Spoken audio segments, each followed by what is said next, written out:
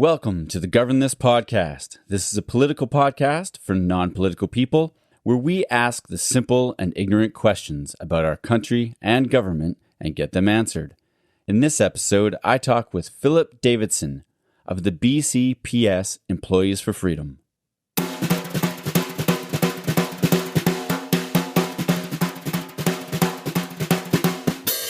mean, they're not dumb questions. I'm just ignorant about it. I haven't learned anything yet. The BCPS Employees Freedom stands for medical privacy and bodily autonomy, and for workers' fundamental employment rights. I don't know if we'll get there, but if we kind of allow this sort of thing to happen, or we accept this as normal or okay, then we've lost something important in our society. I think Okay, so what's going on here in BC? And why would such an organization need to actually exist? Well, it turns out hundreds of dedicated government employees are on the chopping block and have been in limbo since the end of November 2021 for not complying with the mandate to share their vaccination status with their employer. I asked Philip Davidson from the admin team of the society to sit down and to talk about the situation. We get into why the group came together, what the society is working on and fighting for, and why this is actually a very important cause. Now, Philip's an interesting guy. He's engaging, inspiring, and he has quite a diverse background. Stick around to the end for some inspiring thoughts from Philip about his work in public service, what it means to him, and why he wants to continue doing it. You'll also hear about the Premier's Award that him and his team won in kind of an oddly timely fashion at the end of last year. So I hope you enjoy the conversation as much as you can. I hope that you learn more about what's really happening with this unfortunate situation that has largely flown under the populist radar. And I hope in the end, you'll actually consider supporting the cause financially and going to their website to donate. Their website is bcpsforfreedom.com. You can find out more information there and to watch some enlightening and powerful video testimonies from employees affected by the mandate, go to their YouTube channel, BCPS Employees for Freedom. Now on to the podcast with Philip Davidson.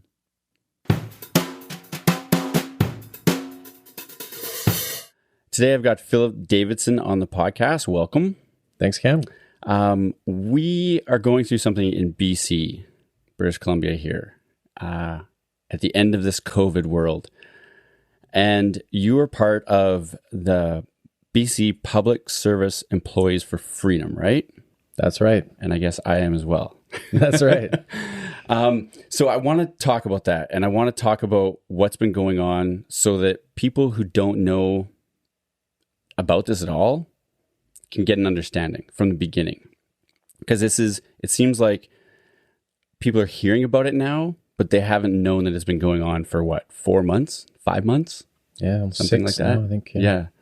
So let's just start off with, do you want to give your background, who you are? Okay, let's start there. Sure. So I've been with the BC Public Service for 14 years, started in 2007, and have worked in a variety of different policy roles in government in different ministries. So starting at the Ministry of Education, and then after that, briefly, Ministry of Attorney General, and then Ministry of Health for about 6 years. And then for the last 3.5 years, I've been with the Ministry of Advanced Education and Skills Training as Director of Policy and Stakeholder Relations with Student Aid BC, which is the Federal Provincial Student Financial Assistance Program. Okay. So student loans and grants. And so I've been leading the policy efforts for that program. Okay. Yeah. Cool. So you've had a solid career.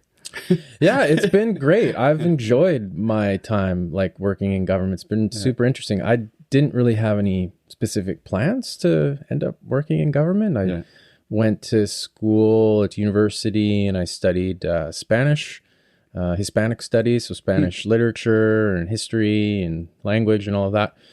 So you're a bit of a romantic?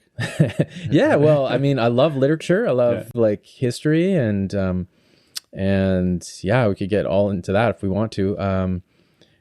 So, I learned how to like read and write and think and argue and like these kinds of qualities that are useful, it turns out, for working in policy and government later. But I didn't do like, which is pretty common for people, like a MPA, Master of Public Administration, and kind of go work in the government. I did a BA in Hispanic Studies and then a Master's of Arts in the same field. And I studied in Spain and lived there for a couple of years. And so, yeah, so when I finished my undergraduate degree, I worked a series of odd jobs in retail and yeah, what did I do? I worked in a bakery and a gas station and a car rental place and a brew winemaking place and a tobacconist. Oh, wow. And then, it was kind of interesting for a little while. I taught English too in Spain, but then I kind of realized maybe I need to find something that's more career-like. And my mother actually worked for the BC Public Service, so I was aware of that as an option for someone living in Victoria. So I ended up starting on an auxiliary position with the Ministry of Education as a provincial transcript clerk. So when people needed to get their transcripts or high school transcripts to go to university or college, they would they put in a request and I'd be the one printing it off and at that time putting it in an envelope and sending it in the mail to them or to their university or college. So that's how I started. Explain what, like, I know what auxiliary means, but a lot of people don't know how that works with government. So, and I'd like to get into some of the terminology too, just when we begin here. So maybe start with auxiliary for public service and what public service means. Sure. Yeah. Well, okay, let's start there. So public service, you might hear that a lot, like on TV or in the news, and it's often like politicians referring to themselves and what they do. And that is a form of public service, but there is also the people that work in non-partisan, non-political roles in government and help to deliver the services that citizens rely on every day and in a variety of different capacities. So, as we know, when we have elections and governments form, they sort of take control of the bureaucracy or the civil service, the various different ministries and departments and offices and agencies that, let's say in this case, are part of what the provincial government does. And those departments and ministries and agencies have specific roles. Let's say it's Ministry of Environment or Transportation or Education or Health. And the people that work in those ministries are public servants.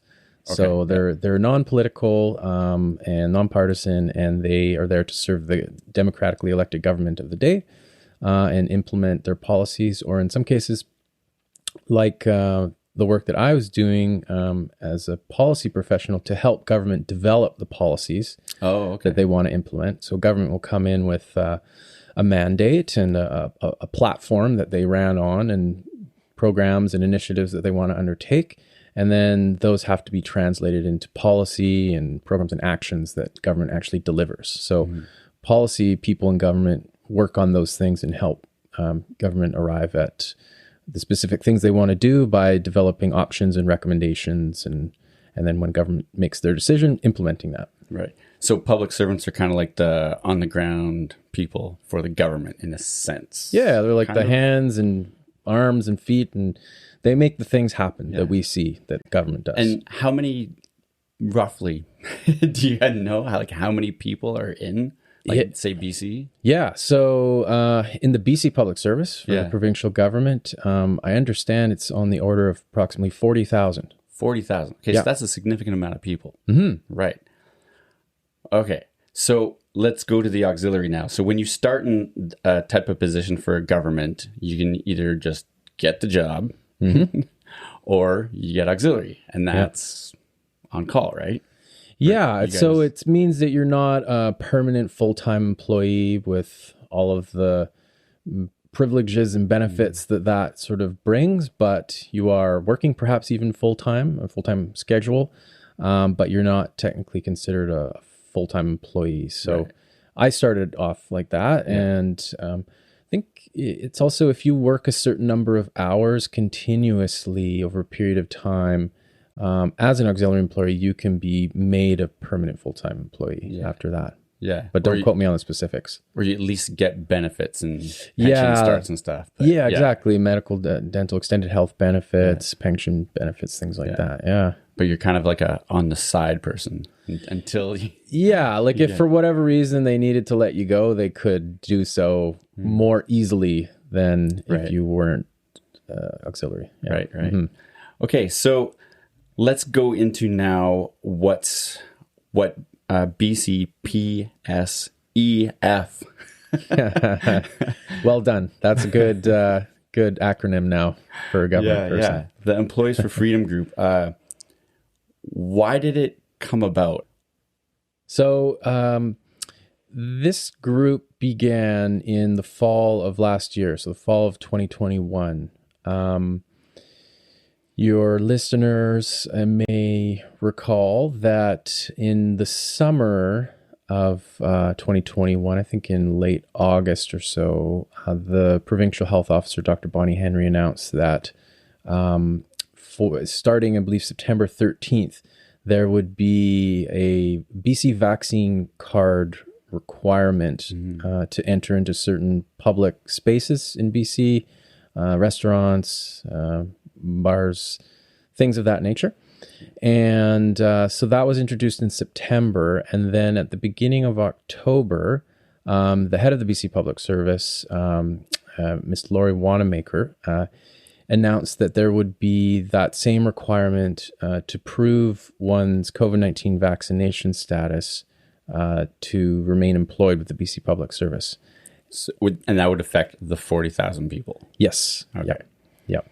And so that was announced at the beginning of October with an implementation timeline of November towards the end of November. Everyone who worked the 40,000 for BC Public Service would need to prove that they had received the 2 doses of the COVID-19 vaccination by November 22nd, or else be placed on leave without pay and possibly terminated after 3 months. Right. So why is that a problem? Yeah, it's a very good question. I'd say and the BC Public Service will say this, the vast majority of people, it wasn't a problem. They either had already taken that step or were maybe planning to do it. And were perhaps comfortable with sharing that with the employer. But for other people, for a variety of reasons, didn't feel comfortable either getting vaccinated and sharing that information with the employer. So revealing their vaccination status by showing the BC vaccine card, because some people, including myself, very concerned about medical privacy and sharing that private information with the employer. And so that was basically the impetus for a group of people who are BC public servants to get together and to organize a group to respond to that new policy. Right. And it just kind of came out of a bunch of people saying, we don't want to do this, right? Let's talk about it and what can we do? Yeah. And it was kind of interesting because I was watching all of this play out, and I wasn't directly involved at all with the group that began to form, although I was kind of observing what they were doing, and saw, a website go up and people connecting online different ways. And it seemed to me they're motivated by strong principles of medical privacy and bodily autonomy, medical choice and freedom. And that's something that resonated with me. Yeah. I think that's what hit me too, is when they were like, you need to tell us about, and I'm like, that's none of your business. And I'm very worried about, like, once you open that door, where it's going to go. So that's why I'm part of the group. So it's morphed over the time, right, that it started. Like, I remember at the beginning, it was just chit-chatting and people trying to find like-minded people or people to kind of cry on each other's shoulder, I guess. Like, what do we do here? So what's happened since then? Like, I guess that's a big question. It is a big question. How much time do you have? A little bit. Yeah.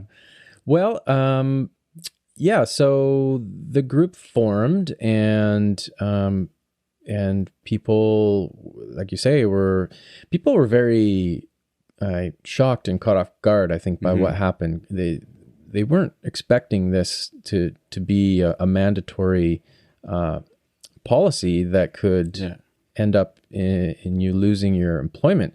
And in some cases, people spend most of or their entire careers with the BC Public Service, which is a very good employer, and it's very highly sought after by people looking for, jobs in British Columbia. And so, if people who've 25, 30 years of service and are kind of in this position now where they must make this declaration of their personal medical information or lose their job potentially. So yeah, it caught a lot of people off guard. And so it took, I think, a little while for the group to, figure out what to possibly do in response. And so the group wasn't just like a bunch of new millennials or something working for the government. Like it's not one like defining type of group, is it? Like you said, people working there for 25 years. That's what's quite interesting about the group, because I think it reflects in many ways the diversity just of our population here in BC, because the public service itself is a reflection of the diverse population of BC. And so this group is sort of a subset of that, and you have people from all different age ranges and backgrounds and experiences and orientations and professional disciplines. And so it really runs the gamut. So there isn't necessarily a whole lot that ties these people together other than this particular predicament that they're in. Right. So, but that brought people together. And so, I guess some of the initial things that the group did was to write some letters to the head of the public service and to others, I think the head of the BC General Employees Union, the BCGEU, to express their concern about all of this. It is interesting, I in my ministry, I was aware of different policies and things that we had in place. Like we had a ministry communicable disease prevention plan. Okay. And in that plan, there was a section around confidentiality. And it says that, and this was quite interesting because the plan had been last updated the day before the announcement of the mandatory proof of vaccination policy. Oh. And in the plan, though, it said that BC Public Service staff don't have the right to inquire about anyone's vaccination status. Staff, clients, the public. But then the next day that changed. It became not only did they have the right, but they had the duty and the obligation, to report it. So something changed, and it was a big surprise for a lot of people. Yeah. And most people have complied, but a group of people have not and are facing the consequences now, including termination. So how many people are in this group roughly? Approximately right now, I understand there's 500 registered members. So to become a member of the group, they can go online to bcpsforfreedom.com and then go through a registration process. The group verifies people's identity and position with the BC Public Service to make sure that they're someone who they say they are. Right. And that are on this cause, not just whatever. Like not just a general member of the public, but actually someone who works for the BC Public Service. And so about 500 people or so have done that. So yeah, there's a website here, and you go here and up top, register. So can people still join?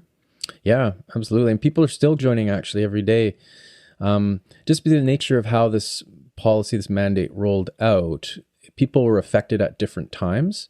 So the people affected at the earliest were put on leave without pay at the end of November. My case, I was put on leave on November 23rd. Yeah. But there are people who were on other leaves, medical leaves or vacation or things like that, and they came back later. And so ended up being placed on leave later, and so having the consequences fall to them a little bit later. So they're still coming to us now and to the group and signing up. Cool. Well, that's good to know. We'll get into that maybe a little bit more later of who can, how they can, and because I know some people that I'm like, I wonder if they could or would want to, like. But let's jump back for a sec. You mentioned Lori Wanamaker and you mentioned Bonnie Henry. So let's start with just a little bit of politics for just to put things in perspective. So John Horgan is our premier of BC. He's kind of like the leader, the guidance, whatever, right? Of the NDP party. And Adrian Dix, so he's elected. Yep. Yeah. Adrian Dix is health witch. He's the Minister of Health. Minister of Health. Yep. Okay. So he's the head of the Ministry of Health then, I guess, right? Is that Yeah. correct? Okay. He is the person responsible at the cabinet table in BC for the administration of the public healthcare system. Okay. Yeah. But So- the day-to-day, I'll say there's ministers and then there's deputy ministers. And so there's deputy minister for every ministry, and they are like the CEO of that organization, and they run the day-to-day. But the political lead for each ministry is typically a cabinet minister. So there's a deputy lead for the Ministry of Health then, Yep. but we never see them. No, the deputy, yeah, like civil servants, typically work in the background, and they make things run. They're not so much in front of the cameras. That's not always the case. Dr. Henry is a civil servant herself. Okay, yeah. And has taken a very prominent role in the management of the pandemic. Okay, so yeah, Adrian Dix, he's elected, right? Yes. Yeah, but Bonnie Henry is not. No, she is appointed and serves at the pleasure of the Minister of Health. Yeah. I remember hearing like Brian Peckford say something about like, why is she talking? So that made me confused because he's like, Adrian Dix should be the one talking about everything. Like, anyway, you're like, I'm not getting into that. Yeah, I'll say, I'm still a BC public servant and still bound by the oath of employment and standards of conduct. So I'm committed to loyally serving the government of the day, and so I won't make any political remarks. But that's your prerogative as a citizen and voter of BC. I was just trying to understand how it works, right? And yeah, for sure. So then Lori Wanamaker is the head of the public servants. Yeah, she's the head of the BC Public Service and deputy to the Premier of British Columbia. So like every ministry has a minister and a deputy. She fulfills that function as the deputy to the Premier. And she also has a third title, which is cabinet secretary, I believe. So she's the head of the cabinet in a functionary role. So she makes cabinet run. Cabinet is like the board of directors of the province of British Columbia. Okay. And on that board are all of the cabinet ministers and the premier.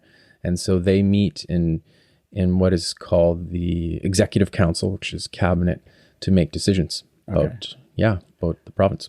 Okay, because I'd never heard of her before this happened. Yeah. And then, so she's the one who put the mandate down from, like, it was her decision, or how does?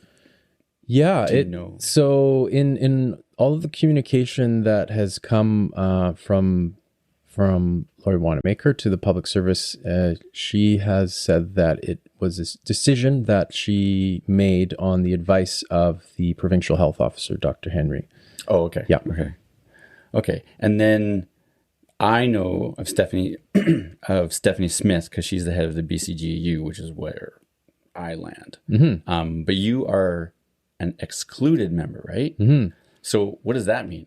Yeah. So there's, I guess, two basic types or classes of BC public servant. Those that are members of a union Are you starting a class system thing here? I didn't start it. I'm just trying to explain it, not very well. I saw you wince a little when you said I know, class. it sounds I was bad. like, I'm just bugging you. But yeah, so and yeah, it's complicated, and a lot of people might not know some of these things. But yeah, so there are employees. The BC Public Service has employees, and some of those employees, most of them actually, belong to a union. And so when their contract is up for renegotiation, and they're looking for a pay raise or different benefits and things, they have a union who negotiates on their behalf. Okay. And so for many positions in the BC Public Service, a condition of employment is that you become a member of the union. And then the union represents you in those contract negotiations. And they also represent you in other ways, or are supposed to represent you in other ways, when you have difficulties or challenges with the employer. So you, as an individual unionized employee of the BC Public Service, don't negotiate on employment matters directly with your employer. Your union does that on your behalf. Okay. Okay. And then for you would go directly to your employer. Yeah. And so the other class of BC Public Servants are what are known as excluded employees. And they tend to be more in sort of management or supervisory roles, or in specific ministries or organizations of the provincial government, where there's an imperative that the employees not be members of the union, like in sort of labor relations kind of instances. Because yeah. So this group, the BCPS EF, the EF part's the hardest part. Now, anyway, I say it like this: BCPSF. Oh, that's way easier. Yeah, BCPSF. Got it. Yeah. You got to find like the easy ways of saying those acronyms. Yeah, they roll off the tongue. That's good. So, it has union members, and there's more than one union too in this group, right?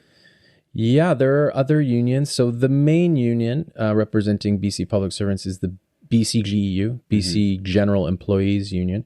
There are others like the Professional Employees Association, smaller union. Okay. And then there are other unions, in BC, and some of them are active in government settings, government employment settings as well. Yeah. So there's a bunch of union, there's excluded members, and there's different ages. People who've been with their job for, like I was with 7.5 years, and you were 14 in different roles. People way longer, like a lot of people retired too because of this, didn't they? Instead of, they just were like, I'm ducking out. Yeah, I know of several cases personally myself of colleagues and friends in government who were near retirement but not planning to retire in the next year or two, but maybe 3 or 4 years from now. But as a result of the mandate, they, for a variety of different reasons, didn't feel comfortable going through with it and complying, and reluctantly took the option of retiring early, because that had consequences for them in terms of their pension. Like how much they would get. Right? Exactly. It changes, especially in the last few years, isn't it? Like if you stop 5 years early or something, you'll get like half as much or something like that. Yeah, and I'm by no means a pension expert, but as I understand it, your pension benefit, so in retirement, is based on the 5 years of highest earning that you had. And so like if you're towards the end of your career, likely making the most amount that you had been making in that career. And so if you cut that short, it's going to have considerable impacts for your retirement. And so, yeah, I am aware that a number of people retire. We don't know exactly how many. I haven't seen any numbers come out from the BC Public Service Agency about that. But anecdotally, we know that there's many people who retired early and weren't planning to, but because of this did. Yeah. Are there people in the group that are retired, like that did go that route? Like, yeah. And the group is certainly open to having members, people who've retired. So it's both current and former BC public servants. Okay. Yeah. So, I think there's a pretty good background there. I'm going to ask the question, is this group just a bunch of anti-vaxxers and troublemakers? I feel like people see it that way. Well, not I feel like some people might see it that way, right? Like, why don't you just get it? Why don't you just, you're causing the problem. You're, as I've heard from someone close to me, you're just making this harder for yourself. Yeah. Are they just silly people? Are you a silly person? That's a great question. And I don't think I'm a silly person. I hope I'm not. But no, actually in the group, there are both vaccinated and unvaccinated people. What? Yeah, believe it or not. And they're people, from my experience in this pandemic in the vaccination program, have got vaccinated for a variety of reasons. There's people who have done it for health reasons, and then people who've done it for other reasons, like they've wanted to travel or have the certain privileges that have come lately in the last number of months with having or being vaccinated. And then there's people who did it who solely for the reason of keeping their job. Right. Actually, there was I think there's a lot that did that. Yeah, and so some of those people are members of this group, and there's been even members that have done video testimonials explaining that they're in a very difficult financial position. They have financial commitments, a family to take care of, mortgages to pay, all that sort of thing. And they couldn't possibly be in a position of losing their job or being put on leave without pay. And so very, very reluctantly decided to go forward with the vaccination, and not happy about that, being put in that position. And so decided to join that group. Yeah.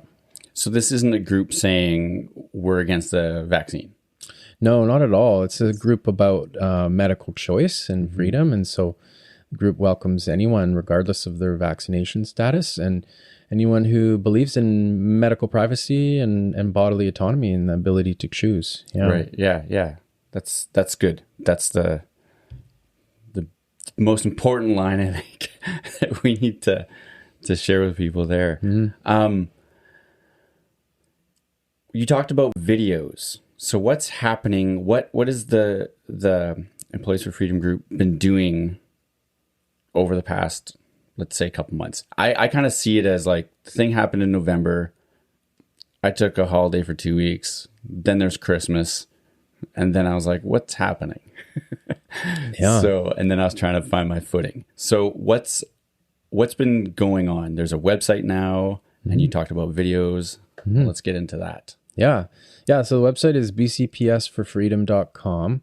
And there you'll see a lot of articles now, and letters and links to employee stories and news releases about the group and its various actions.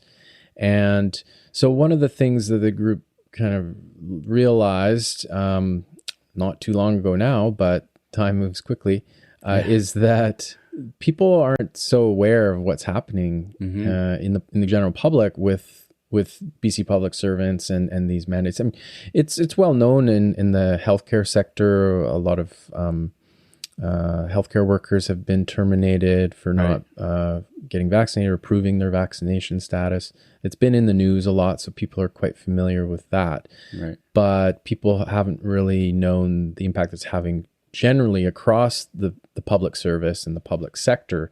And so the group felt that, needed to do a better job of kind of getting the story out there, and individual stories of people, public servants, human beings that this is affecting, and also the impact that it may be having on public services for the public. And so there've been a series of short video testimonials put out by different employees, and it's quite interesting to watch them, because you realize all of the different and amazing things that public servants do, like, from frontline work, BC Wildfire Service to, forestry management to, working in an office in Victoria or in a BC cannabis store or whatever, there's such an amazing variety of things that BC public servants do. And they're just people like your family, your friends, your neighbors, and they're real people. and they've been through a really, really difficult time. You know, a lot of stress, a lot of anxiety. You know, the health and financial impacts have been huge. And so these are just people telling their story in a 2 or 3 minute clip. And there's a number of them up there now on the BCPS for Freedom YouTube channel. And I think there's more to come. Yeah. Yeah, shout that. I'm on the website right now, but yeah, there's a YouTube channel. But yeah, there's Florence from Public Safety and oh yeah, Florence. Yeah, General. she's a correctional officer. Okay. Yeah. There's a number of D, Social Development, Poverty Reduction. yeah. Louisa, Agriculture, Food and Fisheries. Mm-hmm. And then YouTube page, BCPS.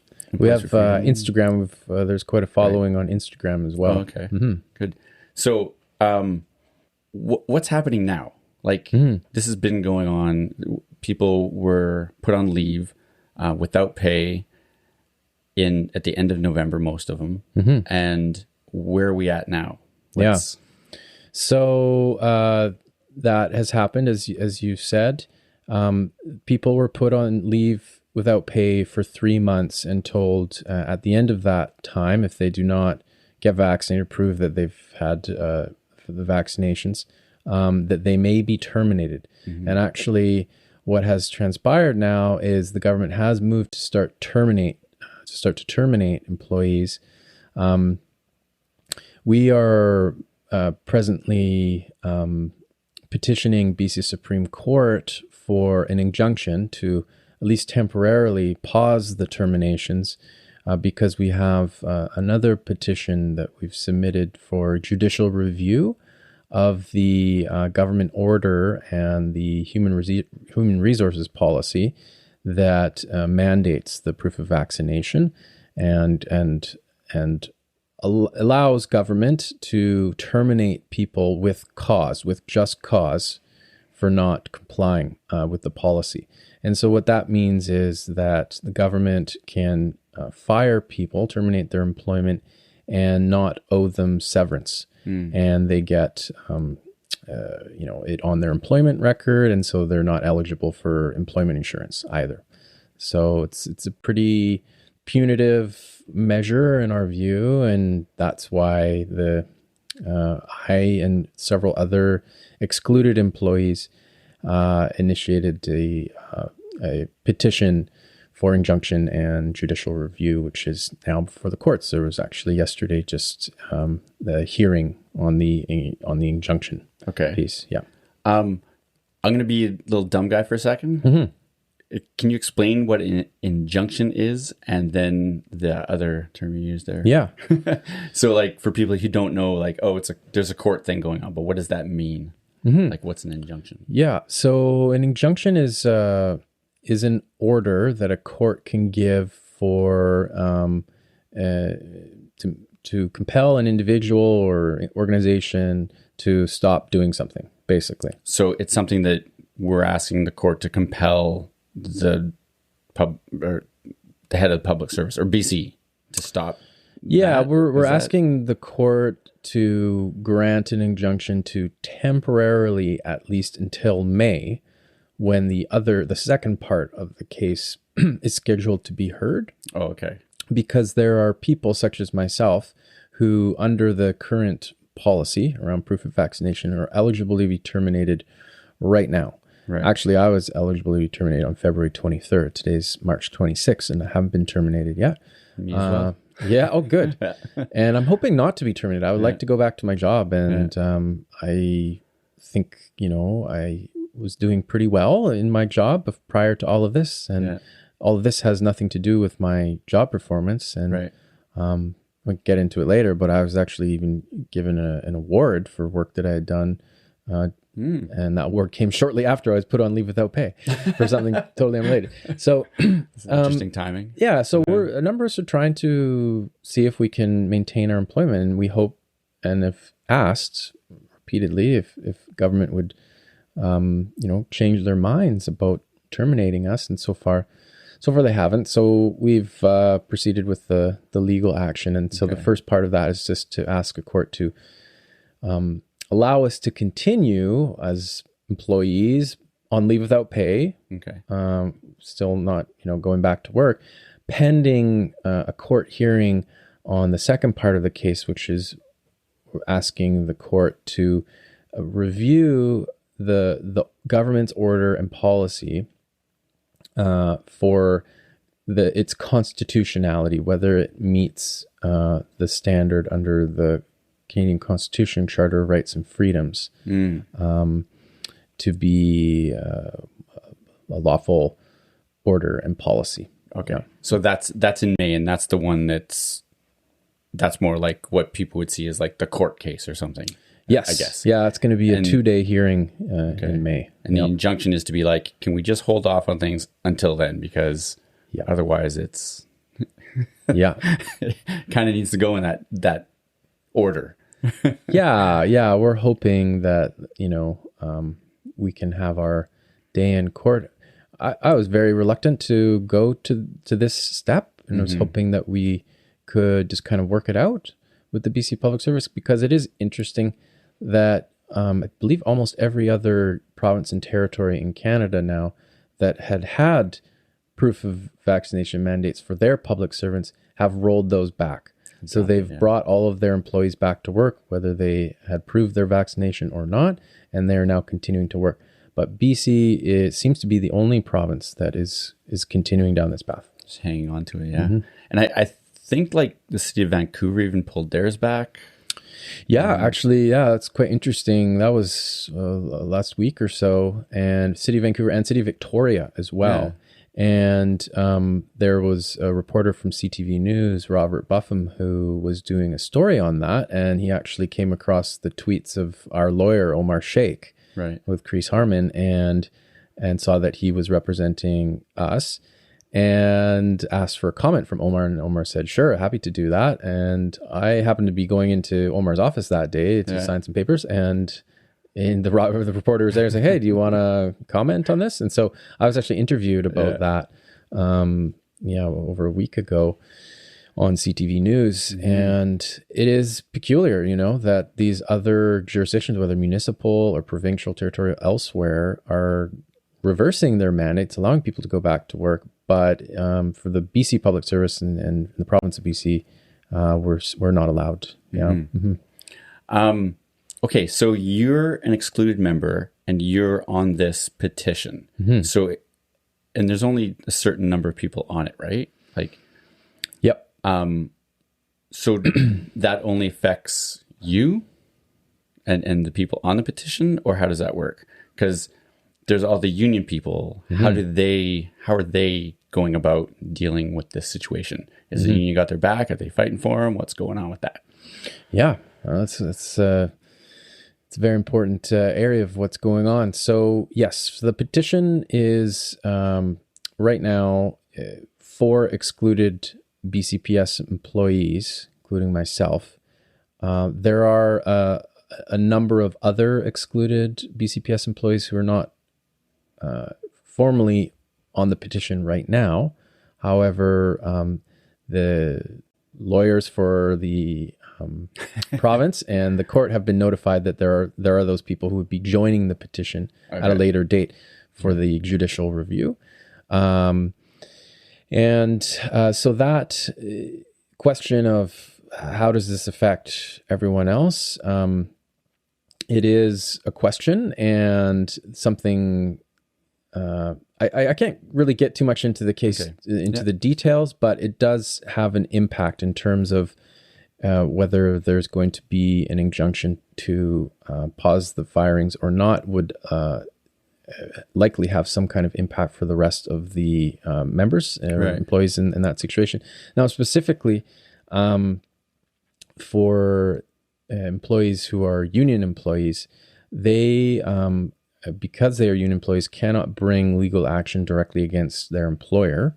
If they have a dispute or a claim or a complaint to make, they have to go through their union and go through a labor relations process, like through the labor relations board that manages those kinds of employer union employee disputes. And as of right now, and I can't speak entirely on behalf of the union members of BCPS Employees for Freedom, but having spoken with a lot of them, I know they are not very satisfied with the representation that they've gotten from the BCGEU on this matter of proof of vaccination. They feel like they have been abandoned, and the union has not fought for them around this mandate. Mm-hmm. Mm-hmm. Yeah, I thought that was pretty interesting when to realize that the union's great unless the union's not helping you. And then it's a big brick wall in your way. And it's very surprising. It made me really wonder how unions began and where they're at now. What they're... That would be a great topic for a podcast. That's a whole... And there's people you should invite to have on that, about that. The whole labor movement.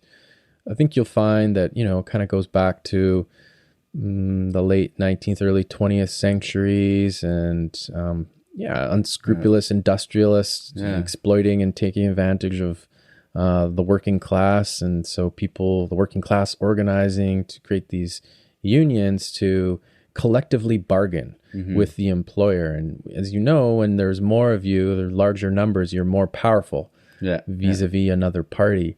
And so that's, I think, where the origin of unions come. And now they're highly sophisticated organizations with very large revenue streams from the members, because union members, of course, pay dues.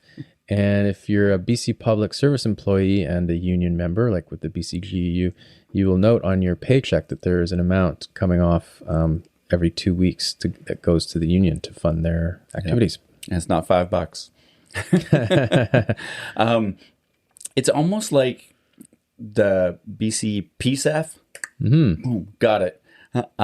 It's almost like it's almost like it's a new union. It's almost like it's the right union, or like how unions began, like to stand up and speak for and protect and stuff. It's almost like it's a new version because it like came grassroots, and it's doing that. It's there for its members.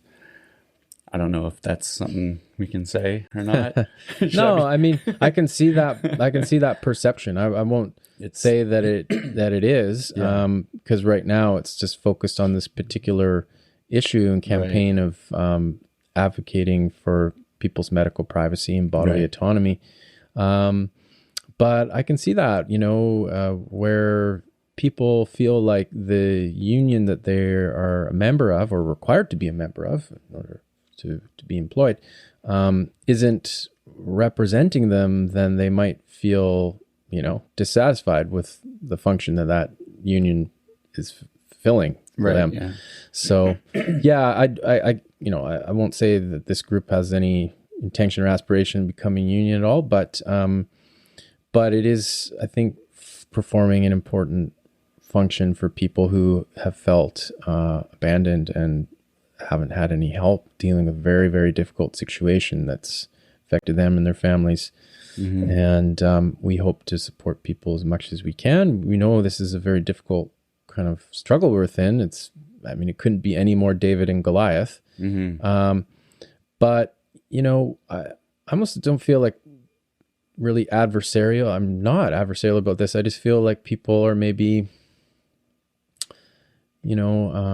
misguided or confused. Like the pandemic was a very traumatic experience for a lot of people. There was a lot of fear that came out of this new experience we all had.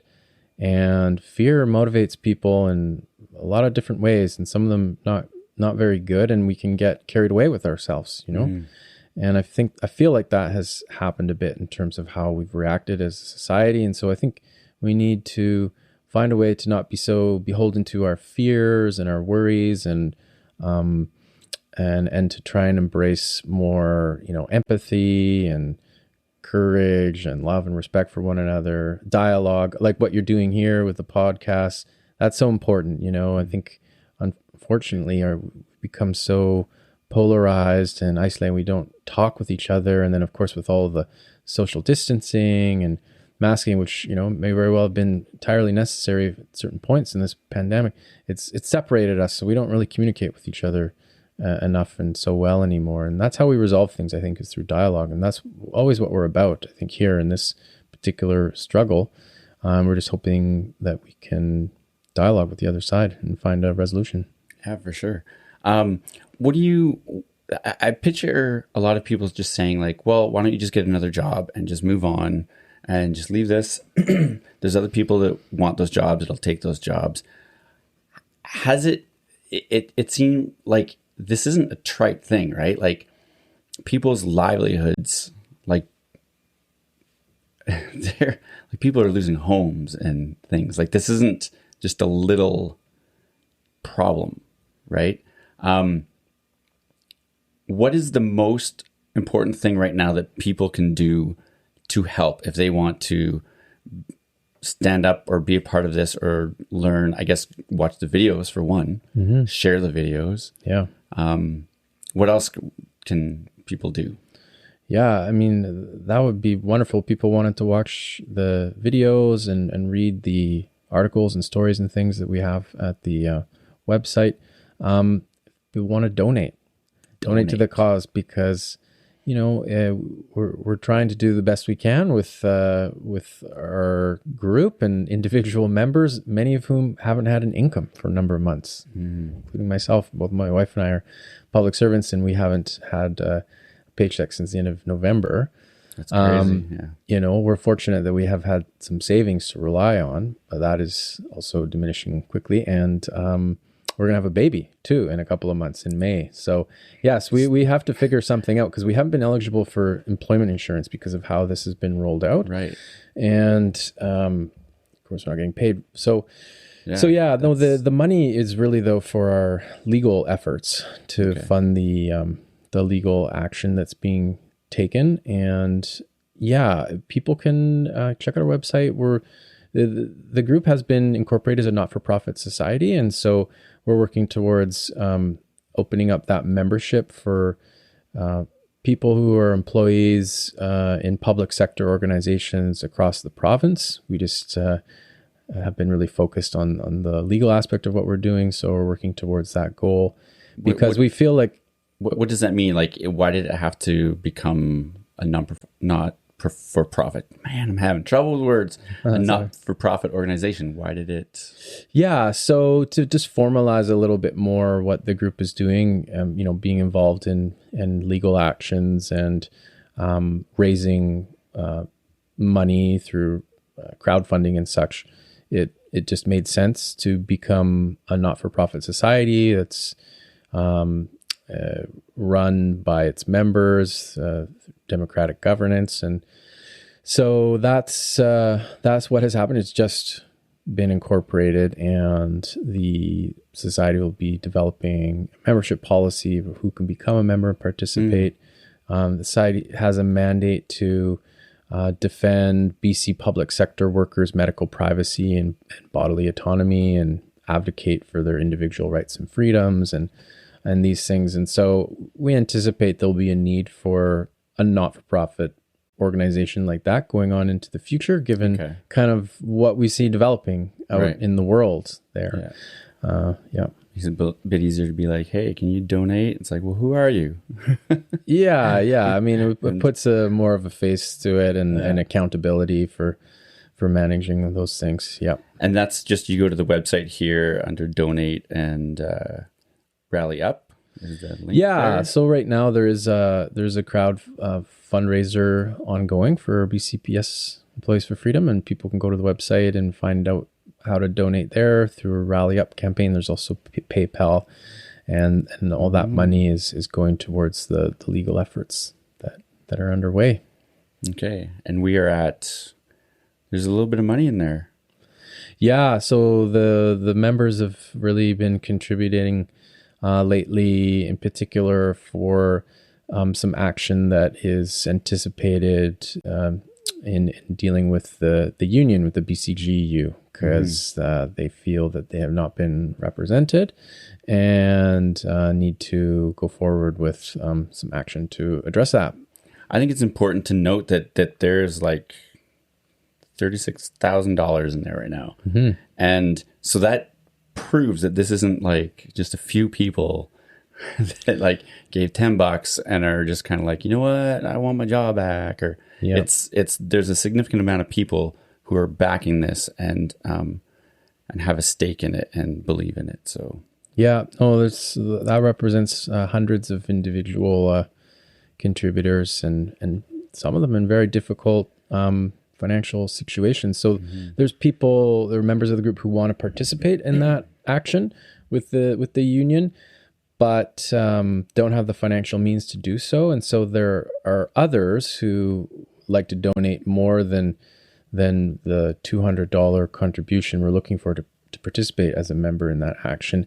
And so we are matching donors with people who want to participate. Oh, that's great. If they're not able to. Yeah. That's great. Yeah. Because I imagine it would be difficult for people who are like, I can pay my mortgage this month, but I don't know about next month.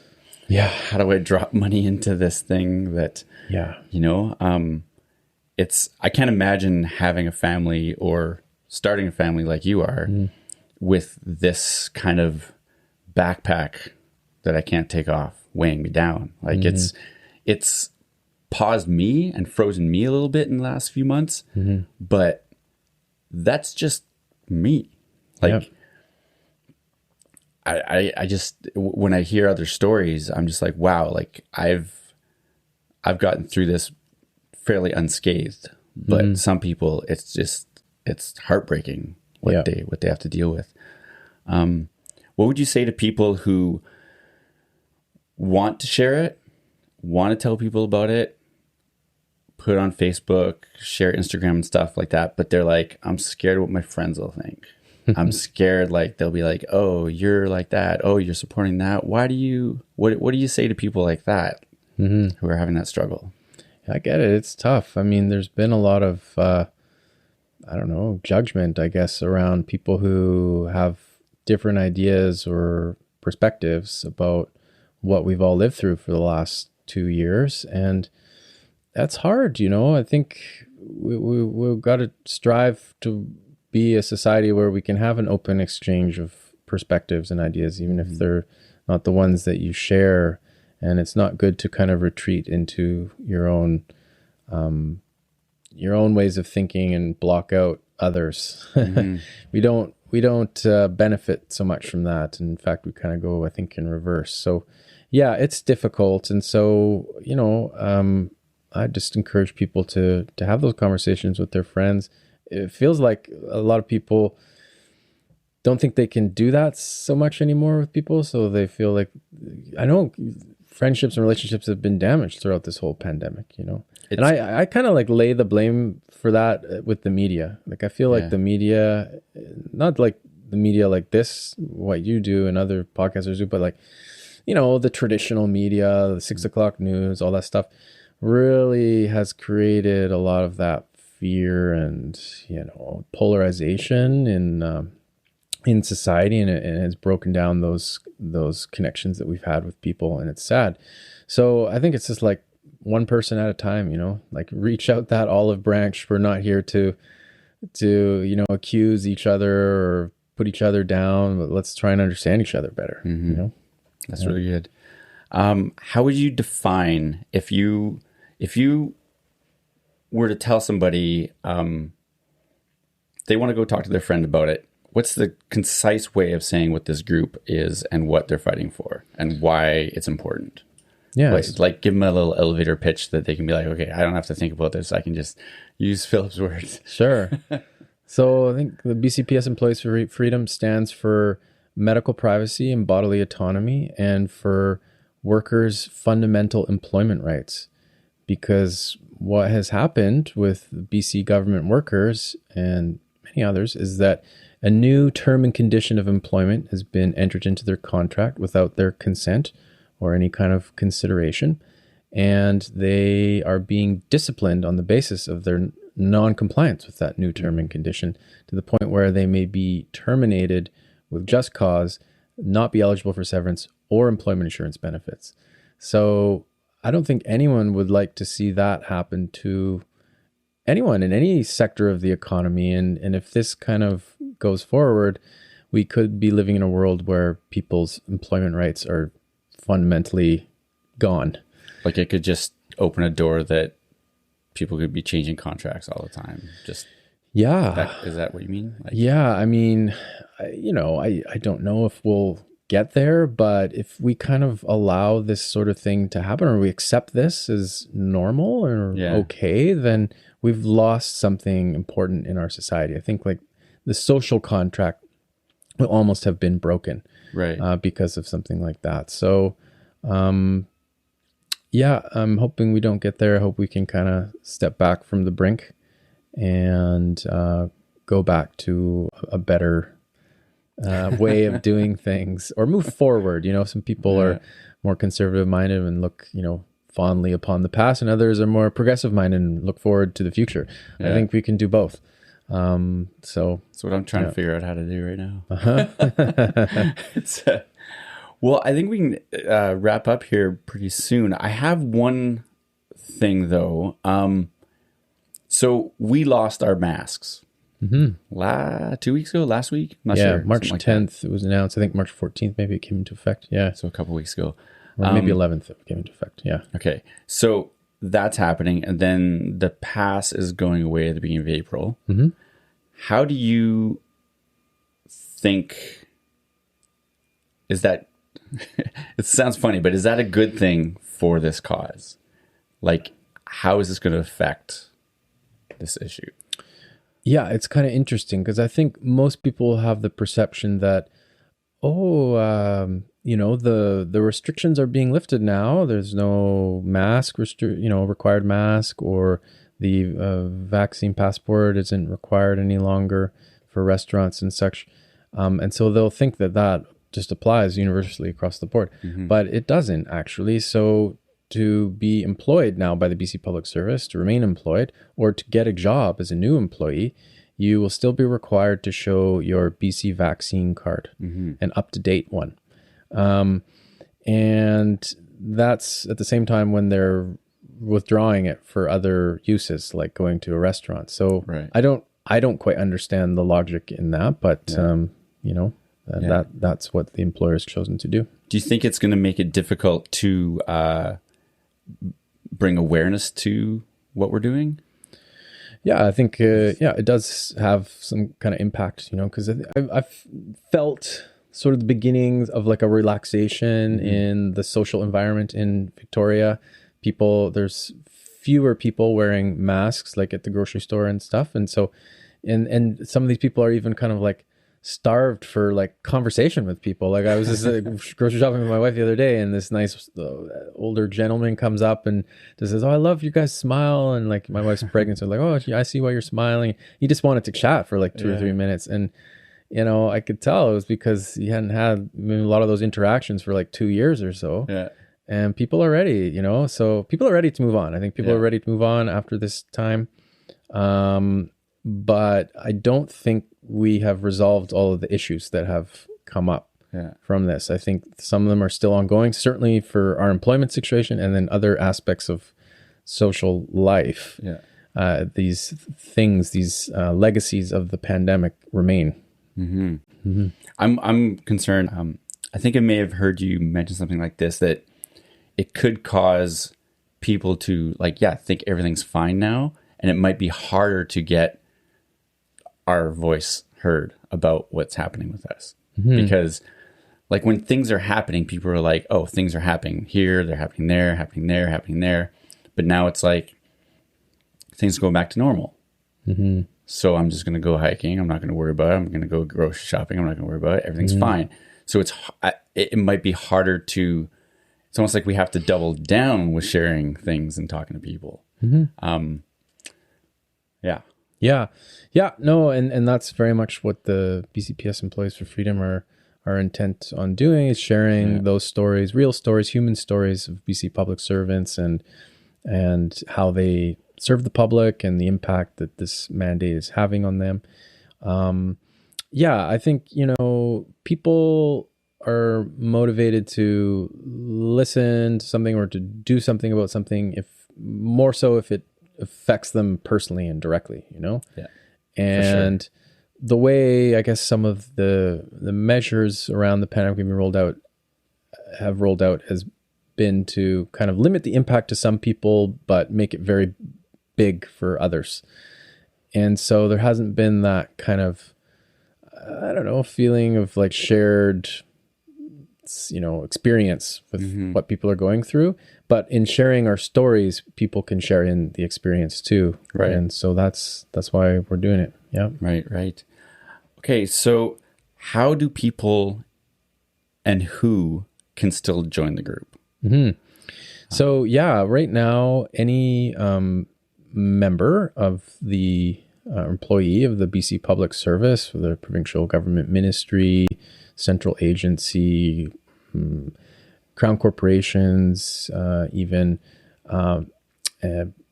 tribunals, boards, offices. There's many different organizations within the provincial government, but they comprise what we call the BC Public Service. Right. May join the group, go to the website and go through the registration process. Like I mentioned, the group, which is now transitioning into a not-for-profit society, is working on a way of inviting members into the society who are employees of organizations across the broader public sector. So that's sort of still to come, but we know that we're in constant contact with colleagues across the broader public sector, you know, whether they're in the healthcare field, education, public safety, transportation, what have you.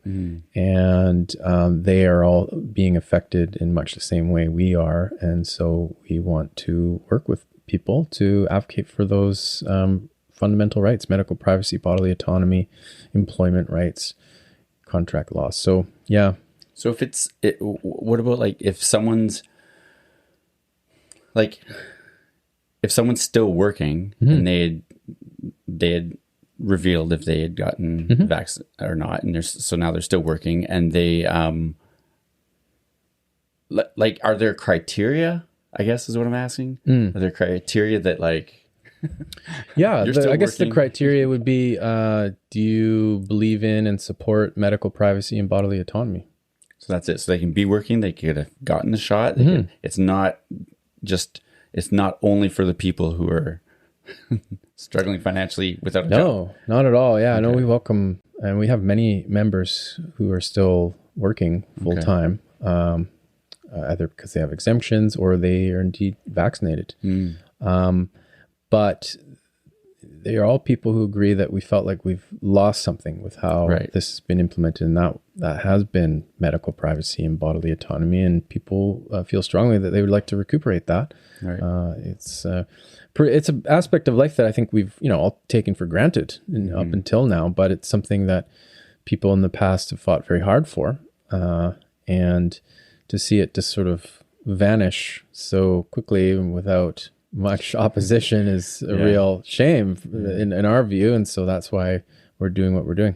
So that's a good thing to remember, that anyone who's interested in the cause, they can be like, it's not about losing your job because you're not vaxxed or this. It's about just medical privacy, bodily autonomy. And if you're on board, we think most people support those things. Actually. And so, if you find in the future and you're working for an employer and they mandate a certain medical treatment or something that you don't feel comfortable with, but if you don't go along with it, that you will be fired, then that is why we exist, is to help you with that and to help others. And we know we're stronger in numbers, and we just want to, encourage people to think about those things and to value them, because we often don't realize what we've lost until we've lost it. We take things for granted, and those are very important things to have, because we have very different kind of society or life when you don't have privacy, medical privacy, or bodily autonomy. And Right. you don't have to think too hard about what that could look like. Yeah. That's for sure. That's totally true. Okay, is there anything else that you'd like to share? Or Yeah, I mean, I enjoy public service, and I've done it for a number of years. I hope to be able to continue serving the public. what do you like about it? I like working with people. I like, helping to solve problems, bringing groups of people together, facilitating decision making, seeing cool things happen. So like I mentioned earlier, that I received an award for some work that I did just after I was put on leave without pay. And that work was around a minister mandate commitment in my ministry to develop a new grant program for post-secondary students going to university and college in BC.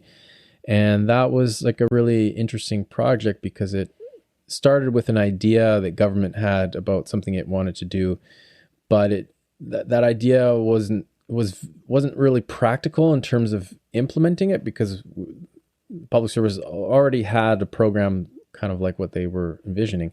So we went away and did some research and identified some of the gaps, barriers, tensions, issues that students were having with accessing post-secondary and having enough financial assistance to do that, and the right kind of financial assistance to do that. And we came back with some options to government, and they're like, yeah, this is great. We love this idea. This is even better than the idea we originally had. Go forth and make it happen. And not only that, make it happen like right now. And That's a good feeling. yeah. And so it was really cool. Like, it was all based on great research, and this whole team working on this, and I was kind of leading the team. And we went through it, and we ended up delivering it right kind of in the height of the pandemic at the beginning, and sort of, February, March 2020. And then it formally launched for students in June, July of that year. And that was a time when, there was a lot of concern financially for people. So government was rolling out new benefit programs, financial programs to support people who lost jobs, or, in some cases, students weren't able to go to schools were shut down, whatever. And so we managed to do all of that in the midst of the pandemic, and it was a great success, and it was a big change, like in the student financial assistance program that hadn't really changed much for about 15 years or so, and it really helped lower and middle income students to better access, afford, and complete post-secondary education and training. Nice. And so it was good, and then we ended up being nominated for a Premier's Award for evidence-based design. And then we ended up winning that award. And then I was notified that we'd won the award like a week after being put on leave without pay. So were you allowed to go in and get it? No. Well, it was in the pandemic. So like normally they have like an award ceremony. You get to meet the premier and shake their hand, take your picture, and get like a little plaque and whatever. But that wasn't the case. It was a virtual award ceremony. So they just kind of announced the name. So the premier announced it was on YouTube. It was streamed. And then, so there's no in-person thing. So it was kind of sad because, you work with a team of people on something and you have a success and you want to celebrate it, but no one was kind of able to get together to do that. And I was on leave without pay by then. And so, just the other day I got my certificate in the mail. So, so I have that. There you go. Yeah. Yay. That's really cool though. Yeah. I can see the reward of that. Like, helping people like that, like it's very satisfying, and like I'm making a difference, like there's worth to it, right? Yeah. And I can see how that could make you feel good. Yeah. Like, well, that's what public service should be about. You're serving the public, trying to improve things or make someone's life better. Yeah. I've always been kind of in service job, whether it's retail or whatever, and now it's just kind of in a different format. And it's gratifying. Like, it's not because you're making the big bucks. You don't actually make like the really big bucks working in the public sector. If you want to make a lot of money, go work in the private sector, like for a bank or something. But you get something intangible out of it in terms of that gratification of improving, hopefully, your community, the lives of the individuals in it, and just making things go better. That's what I got from my job. Yeah. That's great. Well, I hope it works out for you and you can enjoy it again. Thank you. I hope so too.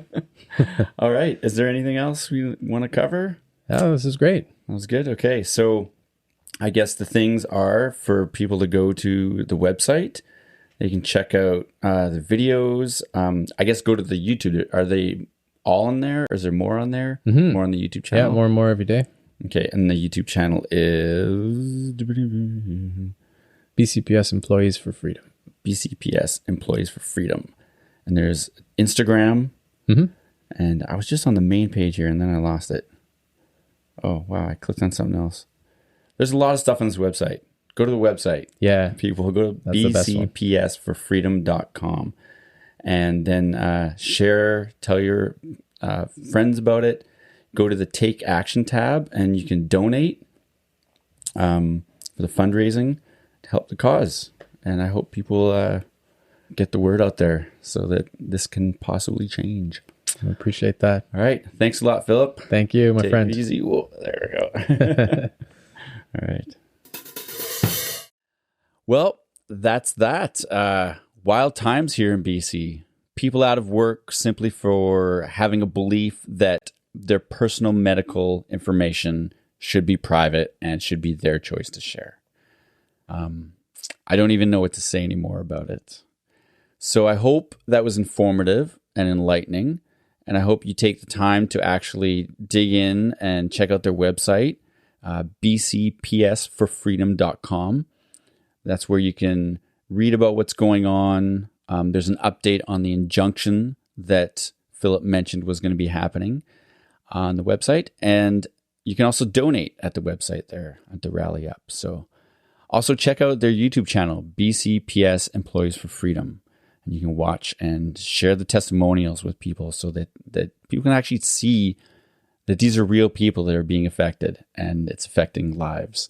So yeah, I hope you will take the time to learn and support them. Now, a quick shout out for the podcast. If you can support us in any way, just click on one of the links in the episode description or drop by the website at governthis.ca. You can buy us a coffee, you can buy us a beer, or drop us some of that overflowing pocket change to support our time, energy, and equipment costs. We appreciate it all, so thank you very much. You can connect with us on Facebook at facebook.com/governthis and on Twitter at WeGovernThis. So if you liked what you've heard and think it's important, please share this with as many people as you can.